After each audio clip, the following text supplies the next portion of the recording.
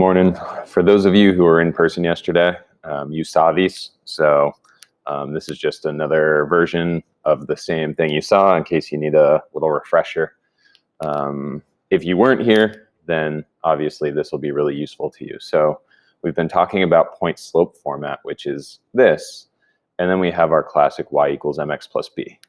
And so all we're doing today is looking at how can you convert to slope-intercept from point slope?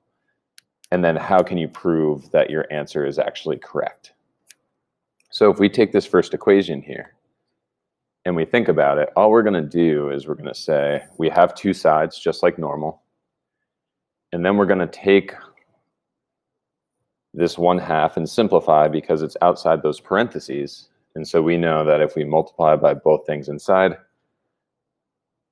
then we'll have a simplified version. So if I take 1/2 and multiply by x, we're just going to end up with 1/2 x. The trick is, how do I do 1/2 times 6? And so mentally, it's easy to kind of assume what that might be, but we got to know why it works.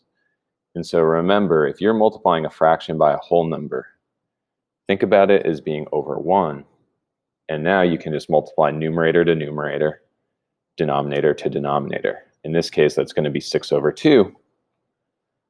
Technically, I've done it, but this can actually be simplified because a fraction really means division. So what's 6 divided by 2? Turns out that's 3. And so my 1/2 times 6 here ends up becoming a plus 3. And I didn't do anything to the left side.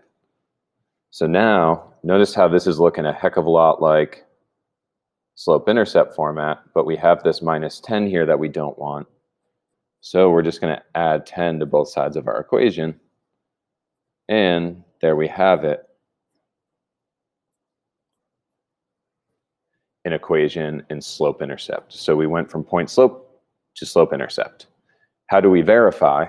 Well, we can do a quick graphic check. So if we go to a graph, here is that equation in point slope format.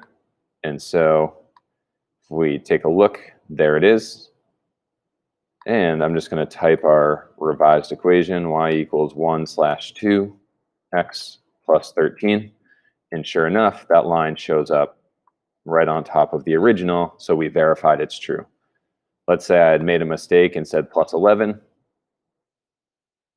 Notice how those lines don't line up. That's a clue to me that I made a mistake somewhere in my conversion. And so once you've found a correct conversion, once again, you'll see that they overlap.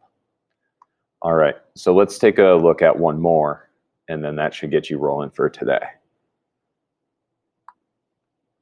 So a second one with a messier fraction would be this y plus 11 equals 7/3 times x minus 9. So if we think about this one now, same idea. We've got the two sides. We're going to distribute. And so -7 over 3 times x, that one's a given. But now we got to think about this -7/3 times 9. So same rule as before, can think of that whole number 9 as a fraction over 1. And now once again, I'm just multiplying top to top, bottom to bottom. But if you notice, I missed something. Notice how this is an x minus 9. And so this really should be a -9. So if it's a plus 9, it would be positive, but because there's a minus 9 in here, I'm treating it like a negative. So a -7 times a -9 should be positive 63, and 3 times 1 should be 3. If I check this, 63 can be divided by 3, and that's going to produce 21. And so I'm going to have a positive 21 here. All right. With that said, now I just want to get y all by itself. So I can subtract that 11 from both sides because it's a plus 11 originally. And now I have y equals -7 over 3x plus 10. So once again, I've gone from point slope to slope intercept. And let's do one final graphic check. So here is that line. Let's type in our y equals -7 over 3x plus 10. And sure enough, they're right on top of each other. If I had made an error and put in a +7/3, notice how I have a line slanting in a totally opposite direction. And so that would clue me in, oh, slope's got to be negative. So I think the beauty of this program is it allows you to make quick corrections and see the impact. And so definitely use it to check your answers today. All right, as always, if you have questions, shoot me an email or leave me a comment in the Google Classroom assignment, and I will do my best to get back to you ASAP. Other than that, good luck.